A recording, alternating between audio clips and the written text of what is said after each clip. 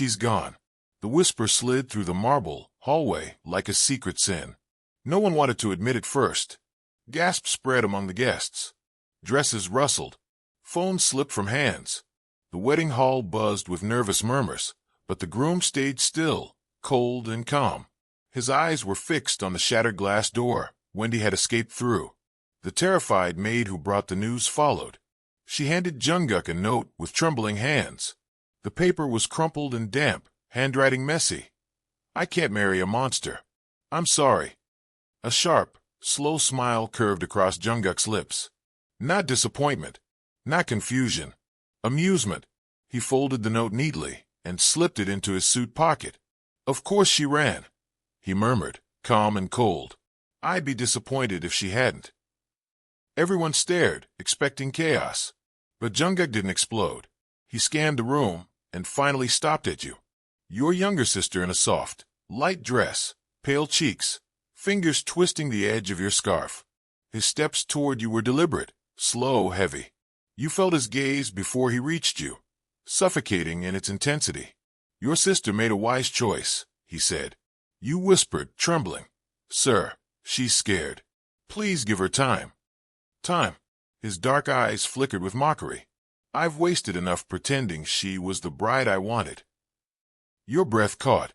Jungkook leaned closer, lips brushing your ear, not gently, but with a cold claim. "Good," he whispered. "Bring me the right sister." Your heart lurched. "What?" He straightened and announced to both families with chilling authority. "Prepare my bride." The hall erupted. Your mother cried. Your father stepped back in shock. Relatives shouted, argued, but Jungkook's men had already locked the exits. He didn't look at anyone else, only at you. Unblinking, unreadable, studying you. Jungkook had watched you for months. Your morning walks, your fear of storms, how you fed stray cats, your gentle way of apologizing even when it wasn't your fault. He knew your weaknesses, and he adored them. "Wine," he said softly, though his voice was still stone cold. "Don't make this difficult. I have no patience for delays." Tears fell, but you shook your head bravely. "I never agreed to this. You can't force me." He chuckled low and dangerous. "I can do much more than that." He motioned to his men. They surrounded your panicked family instantly. Your mother's voice trembled. "Please, Mr. Jungkook. She's too young." "Young," he mocked. "Far more useful than Wendy." Your father's anger flared. "Useful. My daughter is not some object for you." "Careful," Jungkook warned, dark eyes sharp. "I don't tolerate disrespect, even from future in-laws." Instinctively, you stepped in front of your father. "Stop threatening my family," you said. For a brief moment, surprise flickered in Jungkook's eyes. You, a soft, scared, trembling girl, stood between him and danger. Interesting. Dangerous. Addicting. He tilted his head slightly. "You are brave. Brave and stupid." Your breath hissed as he raised his hand, gently but firmly lifting your chin with 2 fingers. "Wendy ran," he murmured. "She chose fear over power. But you are still standing." You tried to pull back, but his grip tightened. "Look at me, Wine." Your lashes fluttered as you obeyed. His gaze lingered on your trembling lips, your tearful eyes, the quiver in your voice. He memorized every detail. "Good girl," he said. Praise that felt like a threat. "I won't marry you," you whispered. Jungkook's lips curved. "You will." The door shut behind him with a clang. "It's already decided." The moon hung low, silver and quiet, spilling light across the bedroom, where Wine sat stiff under the covers. Her heart raced like a warning drum. A shadow moved across the floor. She froze. Of course, it was Jungkook. He didn't knock. He didn't speak. He simply walked to the edge of the bed and sat down. Back straight, eyes unreadable, hands resting lightly on his knees. "What are you doing here?" she whispered, barely louder than air. He didn't answer at once. He tilted his head, studying her like fragile glass. Finally, a faint, dangerous smile curved his lips. "I'm memorizing my bride's breathing," he said. "It tells me when you're lying." Wine's eyes widened. "I'm not lying." "Are you sure?"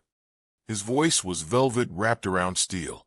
"Everyone lies, even little brides." She shivered, pulling the covers tight. His presence was suffocating yet magnetic. Her gaze drifted around the room. She noticed the locks on the doors, sleek black biometric locks. Her fingerprints gave her guest access only. She could open her bedroom door, nothing else. "You locked everything else," she whispered, shocked. "Of course," he said, leaning back slightly. "Guests should be grateful they even get a room." "I'm not a guest," she said, anger and fear rising. "Yes, you are," he interrupted with a soft laugh. "Low and dangerous. No, you're mine. And guests obey."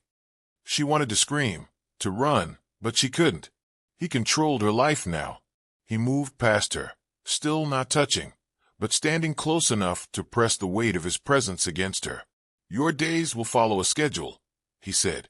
"What schedule?" she asked, small and trembling. He listed it like a commander briefing a soldier. Breakfast at 8 o'clock, waiting at 10 o'clock, language lessons at noon, firearm training at 2 o'clock, dinner at 7 o'clock, lights out by 11 o'clock. "You can't control my life," she shouted. He tilted his head, curious. "Why not?" "Because it's insane," she snapped. He stepped closer. "Everything about me is insane. You should have realized at the moment your sister ran." A tear slid down her cheek. He watched it fall and quickly wiped it away. "Don't hide your tears from me," he said softly. "They are mine too." She stood abruptly, trying to gather courage. "You are a monster." His smile was sharp, almost proud. "And you married me. Choose or not. You are here and trembling." "I'm not," she said. He laughed softly, chillingly. "Stop trembling.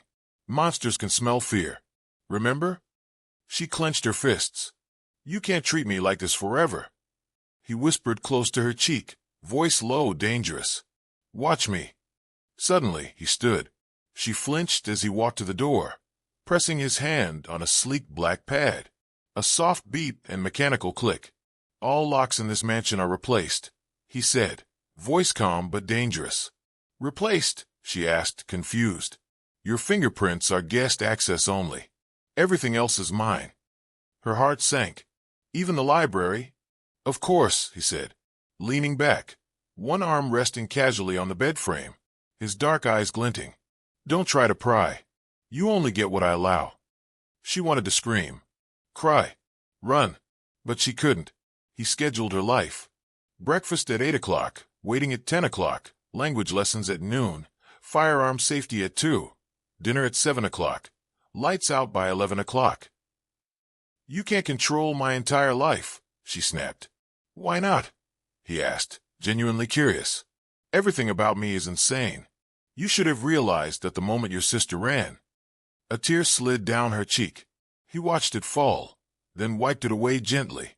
"Don't hide your tears. They are mine too." She stood abruptly. "You're a monster." He smiled, sharp and almost proud. "And you married me? Choose or not. You are here, trembling." "I'm not," she said. "Stop trembling. Monsters can smell fear. Remember?" She clenched her fists. "You can't treat me like this forever." "Watch me," he whispered, lips brushing her cheek. She lay facing the wall, trembling, trying to forget he was there, but she felt him, always there, watching, guarding, controlling. Not love, not yet. Obsession. 2 days later, she wore a delicate bracelet, a gift from an old friend. Jungkook noticed immediately. His mood darkened. "Where did you get that?" he asked, voice sharp. "Friend gave it to me," she whispered. He snatched it, tearing it off her wrist. Jewels scattered across the floor.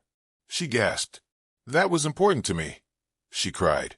He stepped closer, eyes icy. "Another man touched your skin before I did?" he hissed. She shook her head. "It wasn't like that." He didn't listen. He dropped a velvet bag at her feet, then another, dozens more. 50 replacements. "Just wear mine instead," he said, low and sharp.